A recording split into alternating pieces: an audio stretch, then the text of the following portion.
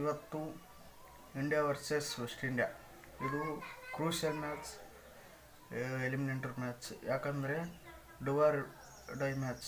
ಗೆದ್ದೇ ಗೆಲ್ಲಬೇಕು ಯಾವುದಾದ್ರೂ ಒಂದು ಟೀಮ್.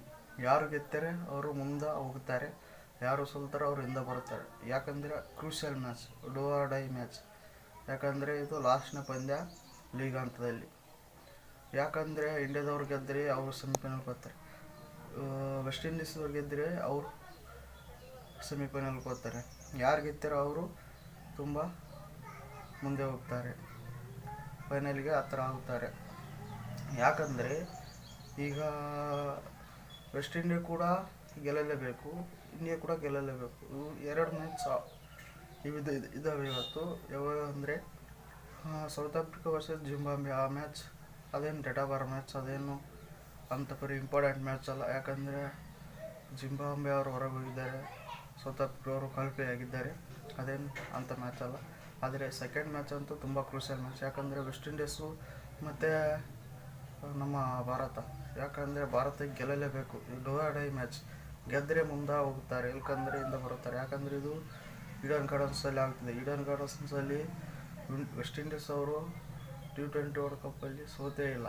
ಯಾಕಂದರೆ ಎಷ್ಟು T20 ವರ್ಲ್ಡ್ ಕಪ್ ಇಲ್ಲಿ ಆಗಿದೆ ಅಂದರೆ ವೆಸ್ಟ್ ಇಂಡೀಸ್ ಅವರು ಕೋಲ್ಕತ್ತಾದಲ್ಲಿ ಈಡನ್ ಗಾರ್ಡನ್ನಲ್ಲಿ ಸೋತೇ ಇಲ್ಲ ಅಂತ ಅವರಿಗೆ ಇಂಪ್ಯಾಕ್ಟ್ ಭಾಳ ಆಗುತ್ತೆ.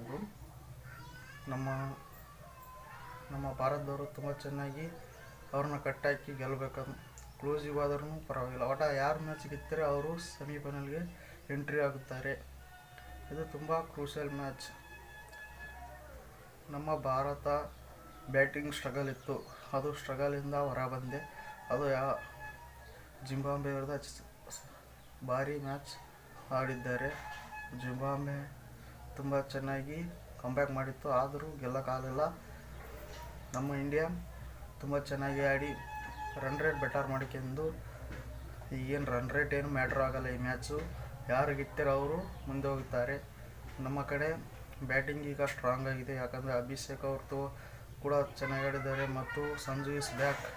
ಸಂಜು ಕೂಡ ಬಂದಿದ್ದಾರೆ, ಮತ್ತು ಇಶಾನ್ ಕಿಶನ್ ಅವರು ತುಂಬ ಚೆನ್ನಾಗಿ ಮ್ಯಾಚ್ ಆಡಲಿಲ್ಲ. ಆದರೂ ಈ ಸೀಸನಲ್ಲಿ ಇದರಲ್ಲಿ ಈ T20 ವರ್ಲ್ಡ್ ಕಪ್ಪಲ್ಲಿ ಅತಿ ಹೆಚ್ಚು ರನ್ ಭಾರತ ಪರ ಯಾರು ಹೊಡೆದಿದ್ದಾರೆ ಅಂದರೆ ಅವರೇ ಹೊಡೆದಿದ್ದಾರೆ.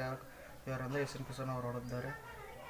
ಸೂರ್ಯಕುಮಾರ್ ಯಾದವ್ ಕೂಡ ಫಾರ್ಮಿಗೆ ಬರ್ಬೇಕೀಗ. ಮತ್ತು ಎಲ್ಲರೂ ಬಂದಿದ್ದಾರೆ, ತಿಲಕ್ ಅವರು ಕೂಡ ಫಾರ್ಮಿಗೆ ಬಂದಿದ್ದಾರೆ.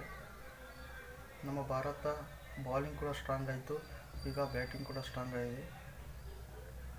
ವೆಸ್ಟ್ ಇಂಡಿಯಾ ಕೂಡ ಲಾಸ್ಟ್ 8 ವಿಕೆಟ್ ಬಿದ್ದರೂ ಆಲ್ರೌಂಡರ್ ಇದ್ದಾರೆ, ಹೊಡಿತಾರೆ ಅನ್ನೋ ಗ್ಯಾರಂಟಿ ಇದೆ. ಆದರೆ ನಮ್ಮವರು ತುಂಬ ಚೆನ್ನಾಗಿ ಬೌಲಿಂಗ್ ಮಾಡಬೇಕು, ತುಂಬ ಚೆನ್ನಾಗಿ ವಿಕೆಟ್ ಕಿತ್ತಬೇಕು. ನಮ್ಮವರು ಎಷ್ಟು ಕಟ್ಟಾಗ್ತಾರೋ, ಎಷ್ಟು ಸ್ವಲ್ಪ ರನ್ನಿಂಗ್ ಕಟ್ಟಾಗ್ತಾರೋ ಅಷ್ಟು ನಮ್ಮ ಬ್ಯಾಟರ್ಗೆ ಈಸಿ. ನಮ್ಮ ಬ್ಯಾಟರ್ ಎಷ್ಟು ರನ್ ಹೊಡಿತಾರೋ ಅಷ್ಟು ರನ್ನು ಬಾಲರ್ಗೆ ಈಸಿ.